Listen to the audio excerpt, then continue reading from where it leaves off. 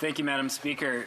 There's nothing more disingenuous than a government implying that it has delivered on the requests of constituents when the reality is anything but.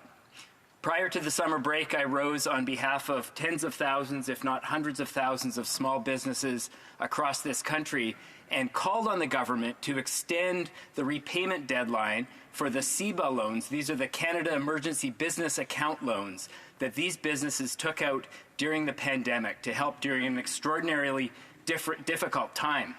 Many of these businesses did not recover fully as they had expected to, and they were faced with the additional costs of inflation and a tight labor market. Now, a few weeks ago, I received some excited texts from business owners who had read on social media that the government had indeed extended the terms of the CEBA loans and the Regional Relief and Recovery Fund loans for small businesses.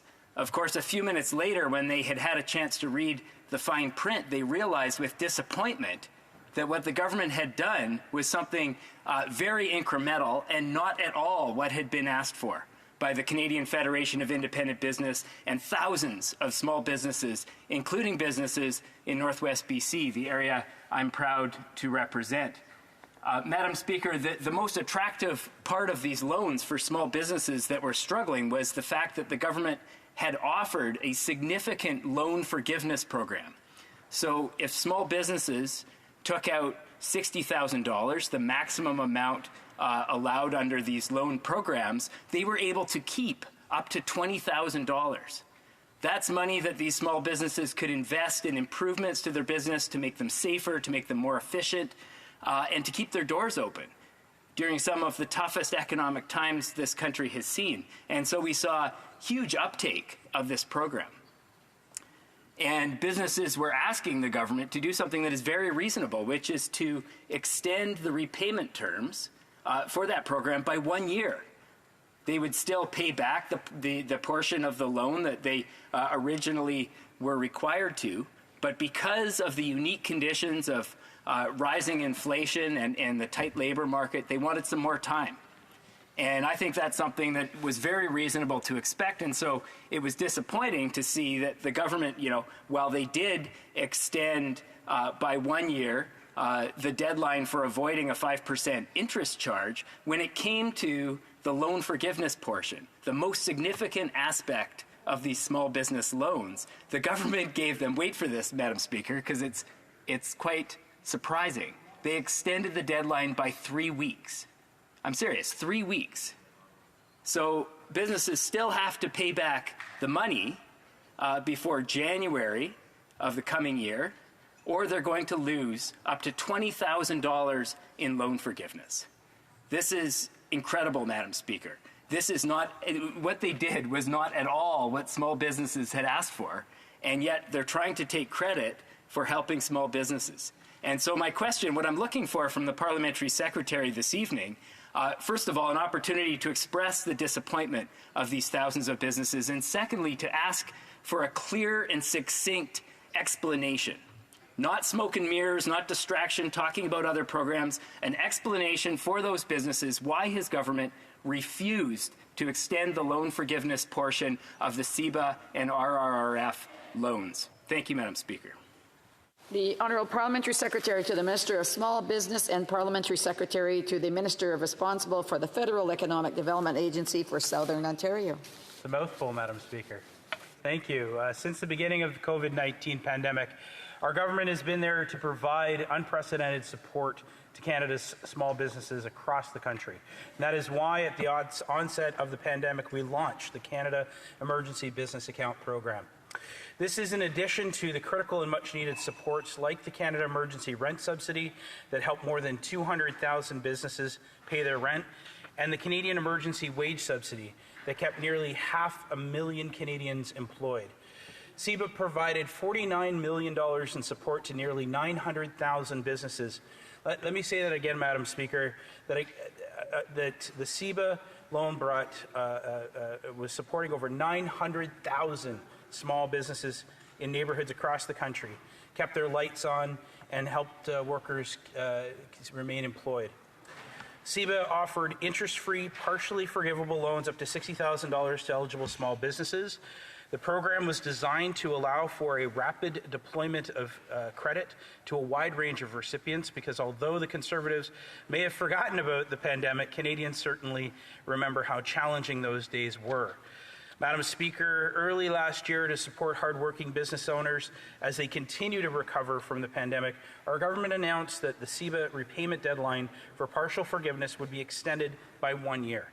The repayment deadline to receive forgiveness of up to $20,000 and avoid interest payment for all eligible CEBA loan holders was initially extended from December 31st, 2022 to December 31st, 2023. Since then, the government has heard and responded to calls for greater flexibility in the face of ongoing economic challenges.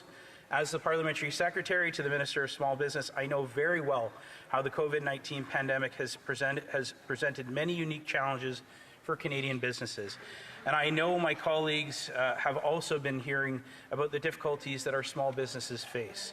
And that is why on September 14th, 2023, the Prime Minister announced several changes to the CEBA program aimed at supporting economic recovery and offering greater repayment flexibilities to small businesses.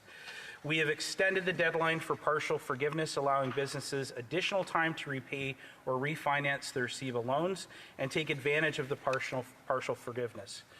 Businesses that repay by January 18, 2024, or submit a request for refinancing by this date and successfully refinance their CEBA loans prior to March 28, 2024, will benefit from partial forgiveness.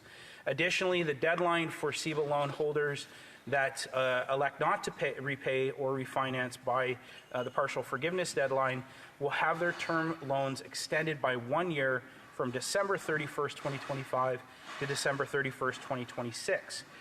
Madam Speaker, these steps will provide those who are unable to secure refinancing or generate enough cash flow to repay their loans by the forgiveness deadline an additional year and to continue repayment at the low interest rate. Only interest payments for these term loans will be required until the full principal is due, December 31st, 2026. Small businesses asked for more, Madam Speaker. They've asked for more flexibility, and we listened. Our government will continue to have the backs of Canadians and Canadian businesses every step of the way. We are focusing on growing our economy and building a stronger, more resilient Canada for everyone. Thank you. Skeena-Bulkley Valley. Well, Madam Speaker, it's incredibly frustrating. I asked for a clear and succinct explanation of why his government did not extend the loan forgiveness by an additional year, which is what small businesses and small business advocates were asking for. And instead, he read into the record the government's decision in detail, which I think I had just summarized. So I'm going to ask one more time to the Parliamentary Secretary, why did his government refuse to extend the full loan forgiveness until the end of 2024, and instead only gave small businesses 3 extra weeks? Why did they make that decision? It's clearly not what businesses were asking for. The Honourable Parliamentary Secretary. Thank you, Madam Speaker. Our government will continue to support small businesses and entrepreneurs across the country. We have heard loud and clear that small businesses needed additional flexibility and options in these difficult times, and we are taking action to have their backs. Through these flexibilities for CEBA, we are giving small businesses additional breathing room because we know that small businesses are the heart of our communities.